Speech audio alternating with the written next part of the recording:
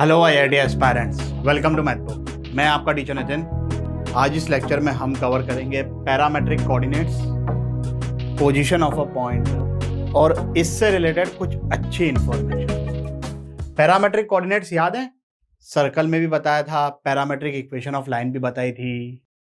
किसी third variable के terms में एक्स और वाई को इस तरीके से एक्सप्रेस करते हैं कि जब हम वो थर्ड वेरिएबल एलिमिनेट करें then we get the equation of curve। यह भी कहा था कि किसी भी कर्व के लिए पैरामेट्रिक कोऑर्डिनेट्स यूनिक नहीं होते हैं, लेकिन कुछ स्टैंडर्ड्स सेट कर दिए गए हैं ताकि हम लोगों को चीजें याद रहे। तो अब जैसे ये अपना स्टैंडर्ड पैराबोला है y square equal to 4ax, इसके लिए जो पैरामेट्रिक कोऑर्डिनेट्स हैं 80 square comma 280, x equal to 80 square, y equal to 280। अब अगर मैं यहां से t को एलिमिनेट करूं, जो कि बहुत ही आसान है एलिमिनेट करना, t की वैल्यू यहां से कितनी आ रही है y/2a, उसको उठा के यहां पे पटक दूं तो हमें यही इक्वेशन मिल जाएगी जो कि मिलनी भी चाहिए। So this is parametric coordinates for this parabola. अब इसका एक फायदा और भी है कि अगर कोई पॉइंट हमको लिखना है पैराबोला के ऊपर और उस पॉइंट को इस तरीके से लिख दिया, इसका मतलब यह है कि p एक ऐसा पॉइंट है पैराबोला पर जिसके कोऑर्डिनेट्स हैं 80 स्क्वायर कॉमा 280। मतलब x और y कोऑर्डिनेट दोनों लिखने की जरूरत नहीं है, सिर्फ इतने से एक्सप्रेशन से काम हो जाएगा। तो काम आसान हो गया, यही फायदे हैं इसके। ठीक है भाई, इस क्वेश्चन को आंसर करिए 3 मिनट के लिए वीडियो को पॉज करके। चलिए भाई देखो, जो हमारा स्टैंडर्ड पैराबोला है उसके लिए पैरामेट्रिक कोऑर्डिनेट्स होते हैं 80 स्क्वायर कॉमा 280। ये शिफ्टेड पैराबोला है, तो इसमें हम क्या करेंगे,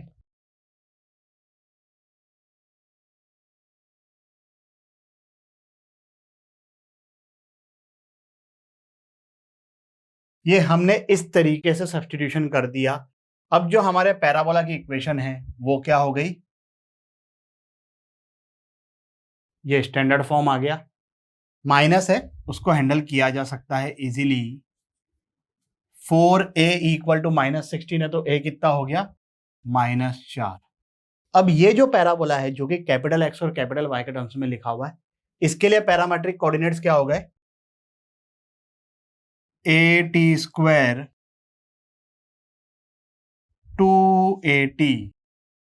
ठीक है भाई, a कितना है -4, तो 80 स्क्वायर हो गया -40 स्क्वायर और y कितना हो गया -80। अब कैपिटल एक्स किसके बराबर है, स्मॉल एक्स -3 के। तो हमारे लिए जो ये वाला पैराबोला है इसके पैरामेट्रिक कोऑर्डिनेट्स आ जाएंगे, कैपिटल एक्स -40 स्क्वायर है तो स्मॉल एक्स कितना हो गया 3 -40 स्क्वायर, और कैपिटल वाई -80 है और कैपिटल वाई किसके इक्वल है, स्मॉल वाई +3 के। So this is -3 -80। ये बड़े ही आराम से हमने इस पैराबोला के पैरामेट्रिक कोऑर्डिनेट्स लिख लिए। पैरामेट्रिक कोऑर्डिनेट्स के बहुत फायदे होते हैं, सर्कल में याद है, बस वही उसी तरीके से यहां पर भी this is going to be very very very useful. बात समझ में आई? चलिए, अब सर्कल में एक और चीज मैंने बताई थी, 3 इंपॉर्टेंट नोटेशन।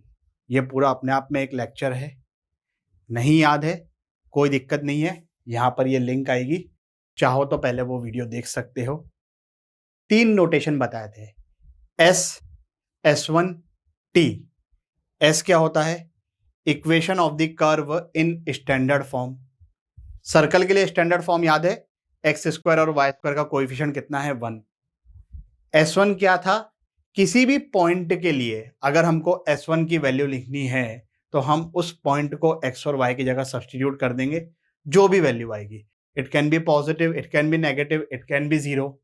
फिर एक चीज थी कैपिटल T। कैपिटल T याद है, किसी पॉइंट x1, y1 के लिए कैपिटल T का जो एक्सप्रेशन आता है वो कैसे आता है, एक्स स्क्वायर को एक्स एक्स वन से रिप्लेस करना, वाई स्क्वायर को वाई वाई वन से रिप्लेस करना, एक्स को x plus x one by two से रिप्लेस करना, वाई को y plus y one by two से रिप्लेस करना।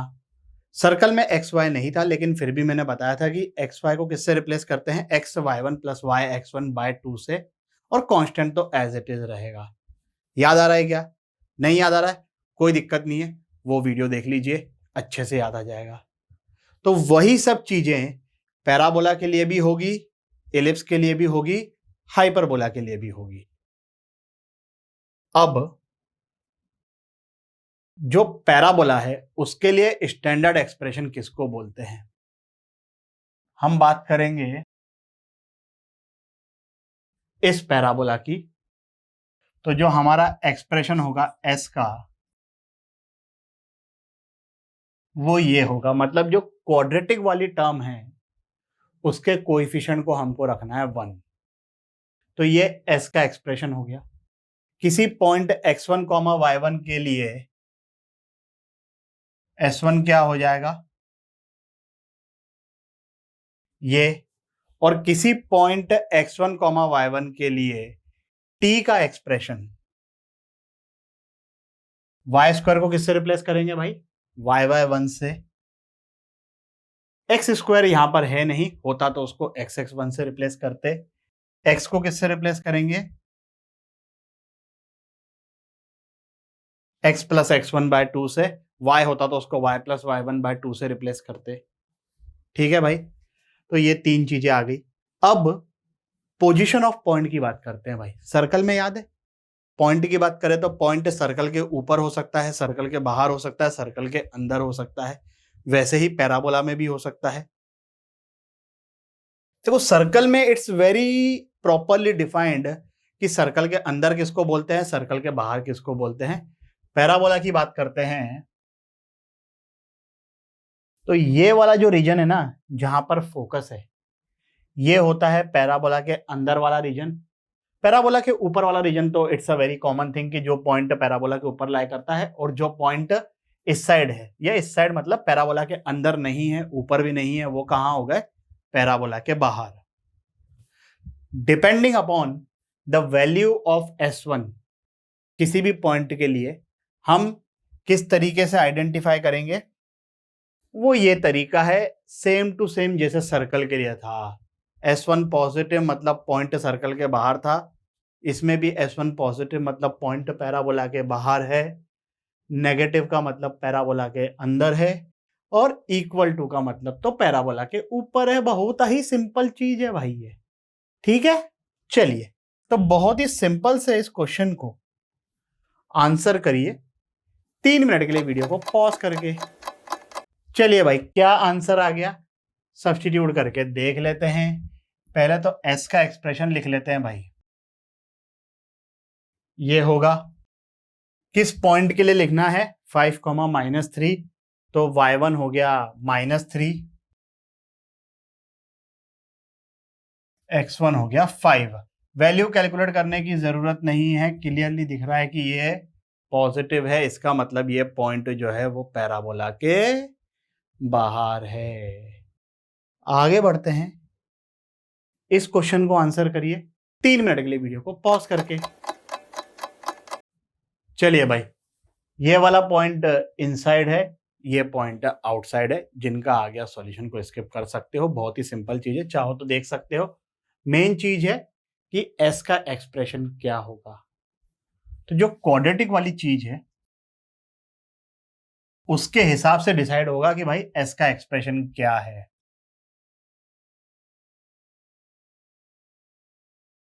ठीक है भाई, ये गलत लिख दिया, इसको आगे रख दिया, इसको पीछे रख दिया, तो जो चीजें आने वाली थी इसके अकॉर्डिंग जो भी वैल्यू आएगी, अगर हमने इसको आगे रखा होता तो उसकी वैल्यू अपोजिट साइन की आती। और मेन गेम तो साइन का ही है ना, कि पॉजिटिव कब है नेगेटिव कब है, उसी से तो डिसाइड करेंगे। तो वहां पर मामला बिगड़ जाएगा भाई, इसलिए ये चीज को ध्यान रखना है। बाकी तो आगे सब्स्टिट्यूट करके चेक करना है पॉजिटिव है कि नेगेटिव है। 2,4 को सब्स्टिट्यूट करते हैं,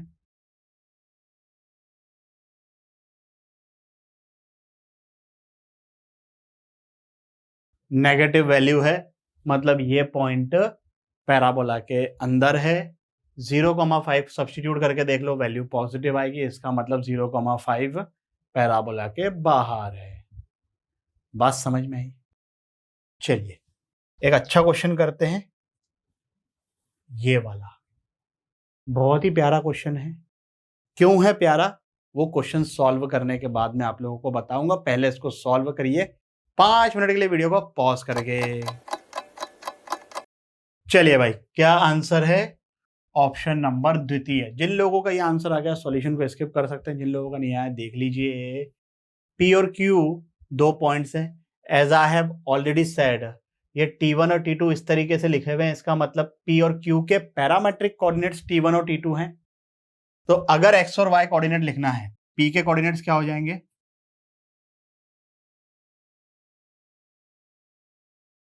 और ये हो गए Q के कोऑर्डिनेट्स। अब क्या बोला है कि these are extremities of focal chord. Focal chord का मतलब समझे भाई, वो कॉर्ड जो फोकस से पास कर रही है। P के कोऑर्डिनेट्स हमको पता है, Q के कोऑर्डिनेट्स हमको पता है। हम इस लाइन की इक्वेशन लिखेंगे 2 पॉइंट फॉर्म से। y माइनस y1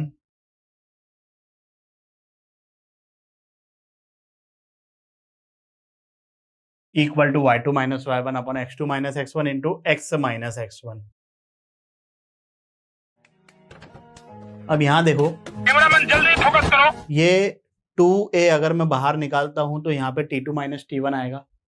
नीचे से a बाहर निकालता हूं, ऊपर नीचे a कैंसिल हो गया, न्यूमरेटर में 2 बचेगा। नीचे क्या लिखा हुआ है? T2 square minus T1 square which is T2 minus T1 into T2 plus T1। तो T2 माइनस T1 भी कैंसिल हो गया।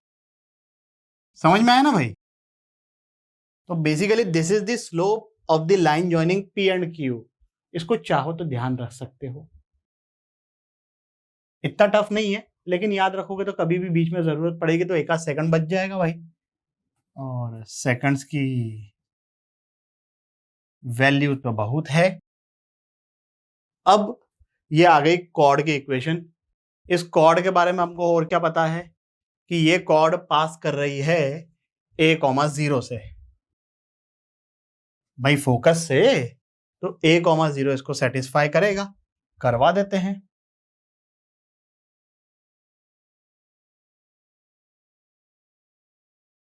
टू से 2 कटा, चीजों को क्रॉस मल्टीप्लाई करें, minus a T1 into T1 that is minus a T1 square minus a T1 into T2 that is minus a T1 T2।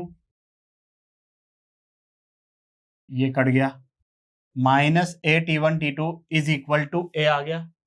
a से a कट जाएगा तो T1 T2 की वैल्यू क्या आ गई? -1, जो कि था ऑप्शन नंबर सेकंड। अब मेरे को क्या इंपॉर्टेंट बात बतानी है। क्वेश्चन तो बड़ा सिंपल था, लेकिन क्या इंपॉर्टेंट बात बतानी है? देखो ये जो चैप्टर है ना पैराबोला, इसमें कुछ चीजें ऐसी होगी जो आप लोगों को याद रखनी है। अपार्ट फ्रॉम फॉर्मूलेज क्या चीजें याद रखनी है? प्रॉपर्टीज और स्टैंडर्ड रिजल्ट्स। अब क्या है प्रॉपर्टीज? प्रॉपर्टीज होती है पैराबोला की प्रॉपर्टीज, और वो जो प्रॉपर्टीज होगी that will be true for all the parabolas.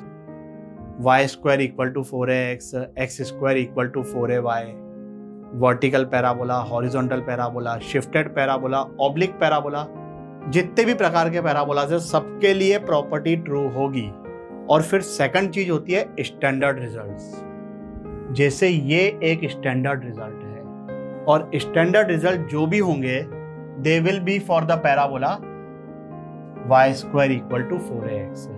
ये भी अपने को ध्यान रखना है, क्योंकि मैंने ऑलरेडी पहले लेक्चर में बताया था कि सबसे ज्यादा जो क्वेश्चंस हैं, इनफैक्ट 99% जो क्वेश्चंस आपको देखने को मिलेंगे वो इसी पैराबोला पे देखने को मिलेंगे। तो इससे रिलेटेड बहुत सारी चीजें ऐसी है जो अगर हम लोग ध्यान रख लेंगे तो क्वेश्चन के बीच में उनको डायरेक्टली अप्लाई कर सकते हैं।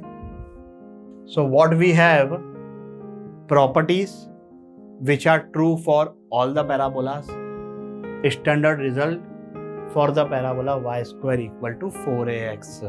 बहुत सारी प्रॉपर्टीज होगी, बहुत सारे स्टैंडर्ड रिजल्ट्स होंगे, सब आप लोगों को याद रखना है। जितनी ज्यादा चीजों को अच्छे से याद रखोगे उतना ही चैप्टर आप लोगों के लिए आसान हो जाएगा। पहला स्टैंडर्ड रिजल्ट यही है कि अगर T1 और T2 एक्सट्रीमिटीज हैं फोकल कॉर्ड के, तो T1 इंटू T2 की वैल्यू होती है -1।